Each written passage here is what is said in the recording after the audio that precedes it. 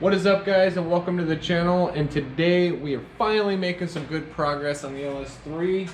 As you can see, it's starting to look like an engine. And today we're going to be installing the LS7 clutch, and we're going to be dropping the engine back in the car once and for all, so I can get the wiring set up and then get this thing running here in the next few days. Alright guys, so some of the basic stuff that you're going to need to do this job effectively is going to be a set of good hardware. I mean, you can use the stock stuff too that comes with the kit, but just by the sheer weight of this thing alone, and if you got this clutch, you know what I mean by how heavy it is, I would highly suggest using some good quality fasteners, just because I'm not running a scatter shield right now. I do plan to run one in the future, but as the budget doesn't permit right now, I am running the stock Bellhousing. So good bolts is some cheap insurance. Also going to need a flywheel holder tool of some sort. New pilot bearing. I already installed it on the block, as you can see right here. That's pretty simple. This was actually an automatic, so I didn't have to dig the old one out. Went in pretty easy. Just grab a socket, tap it in. That was, simple. Gonna need some thread, some Loctite, and a little bit of the moly lube for the ARP underneath the head of the bolt, so when you're getting the proper torque sequence, you can make sure it's proper. So that's just some of the basic stuff too. And then also some torque wrenches. You want to make sure it's all right. I do have the specs too. If you are using the stock hardware, I'll go ahead and add those in there. You can write them down, do what you got to do with them. There's the proper sequence. So we're gonna get busy on this thing and get it installed. Also guys, too, real quick, I highly suggest doing a new rear main. Since you're already here, it's not really that much more hassle to actually put the new rear main in. And I also got this pretty cool tool that really makes the job a lot easier. It's made by Sac City Corvette, little rear timing cover alignment tool. And it is like out of PVC plastic. This thing was pretty nice. You just put it over there. It lines the case, or lines the rear cover up perfect. Pull that out, and then you can also use this to drive the seal in. The new one in after it's lined up and torqued. And that's, some good cheap insurance. I was already doing the complete engine rebuild anyways, but if you're just doing a clutch, it's always good to, put a new one on since you're here. It'll save you a lot of headache in the long run. Alright guys, like I said too, I've already installed the new pilot bearing. This is actually the part number to the one I used. I'm also going to list all these items in the description too, so if you guys want to link to those two, you can look them up, make it easy. Okay, also, this is one heavy flywheel. There's a little dot right here in your crank. There's an extra dot right there on the flywheel. We're going to line those bad boys up. Okay, good. Alright, now we actually got all the moly lube on the underneath of our ARP fasteners. We're going to also go ahead and add a little bit of Loctite to the threads on each one when we put it in. Good amount. Start by getting all these bad boys hand tight. Hopefully we don't smoke this clutch and it'll stay on there for a long time. That's the plan. But, eventually I do plan on upgrading. Once I get a better rear end in this thing, we're actually, I think I'm going to go with an S60 Strange, or, a 9-inch because they are proven. I got to save up a little bit more dough though, but then I can actually do some pretty good launches with some sticky tires, and I don't think this clutch will be adequate for that kind of abuse.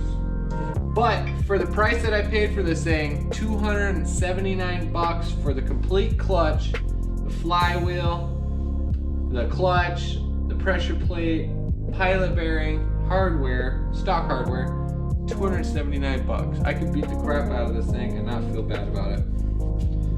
Until I can afford to get something a little bit better. So, alright, we got those bad boys in. Alright, I got my little cheater sheet here too. And also, if you're using the stock hardware, one more time, there's the proper torque sequence. Take a little picture, write it down, whatever you gotta do. Get the thing snug on here.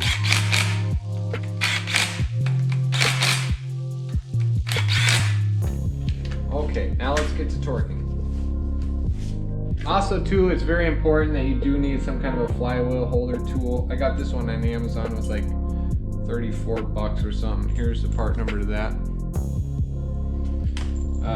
Pretty important.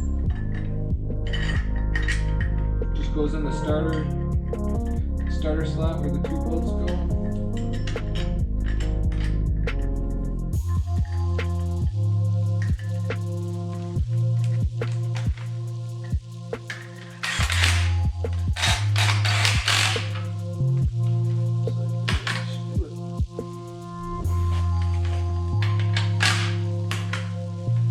Alright, let's get to torquing this bad boy. Now I think I am just going to go ahead and follow the ARP instructions, which says torque them down to 85 foot-pounds in the star pattern. The standard spec did have a 3-part sequence, but you know, I'm sure they know what they're doing, right? Okay, let's go.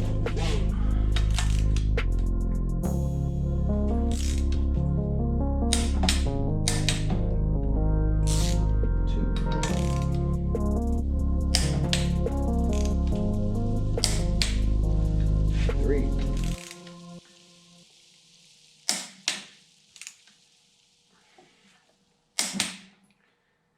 Oh.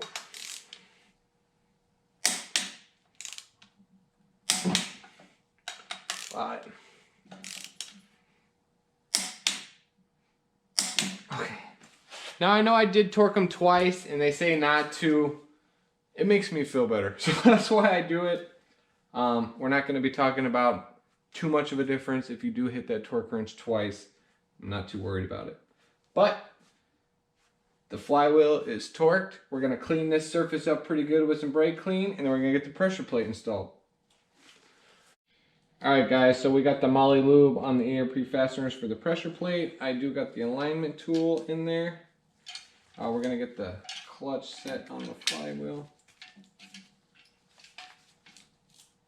And after we get ready to torque, we want to make sure this thing doesn't sag a little bit. As you can see,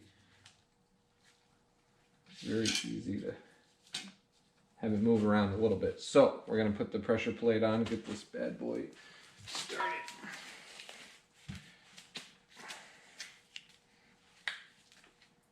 Let's make sure this thing goes like that.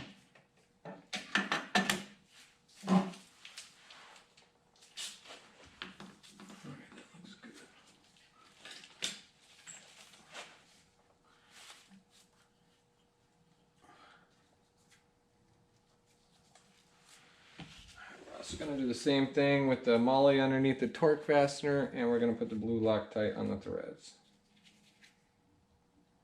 Blue or red, I guess. It's up to you.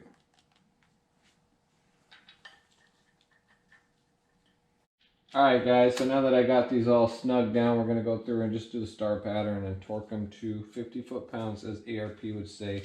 Now I know if you're using the stock hardware, that is not the correct spec. You need to do some research, I believe. I don't even want to give you the wrong information. So do a little digging, find out what the stock ones are to be exact. We're going to start up here. 1.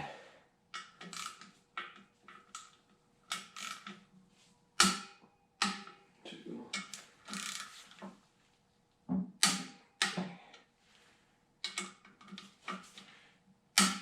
4.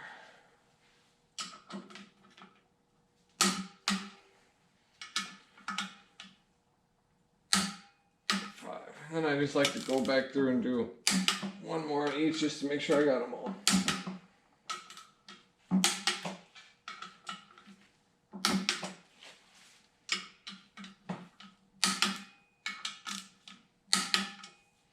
Alright. Make sure the alignment tool still slides in nice, which it does. And I think we are good to go, buddy. Alright guys, so there you have it, LS7 clutch on the LS3. Like I said, stay tuned. We're going to see how this bad boy performs. Should be interesting. Alright guys, we're finally almost there. Making sure the alignment tool, everything feels good, looks good. We got the Loctite, we got the moly lube, we got the proper torque specs. Let's get this bell housing on and torqued.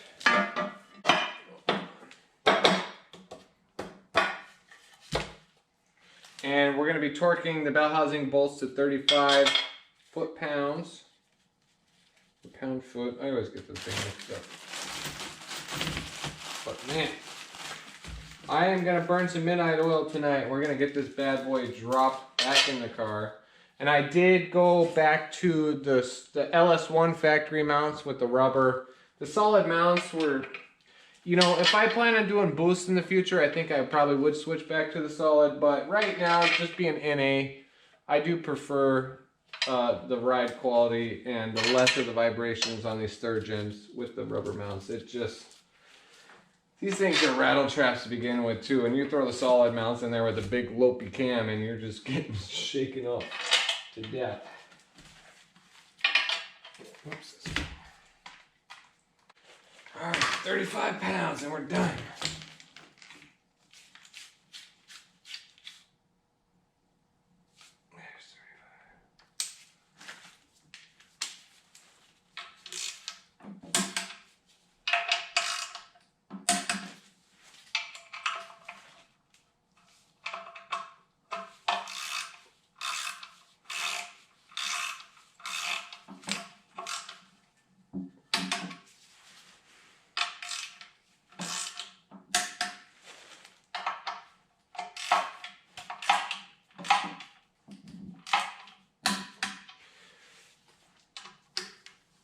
Also guys, if you got any questions, leave it in the comments. Don't forget to give this video a thumbs up.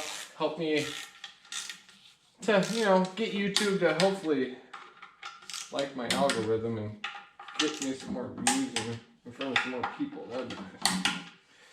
Alright. There we go. Let's get this bad boy dropped in. Alright guys, I am running the LS2 starter to work with the LS7 clutch setup. So I'm going to get this starter buttoned on real quick, so when I drop it in the car I don't have to mess with that. And we are golden. Let's drop it down. Man, it's been a lot of hard work doing a complete teardown and rebuilding this thing. But, you know, the knowledge that was gained along the way was worth every penny.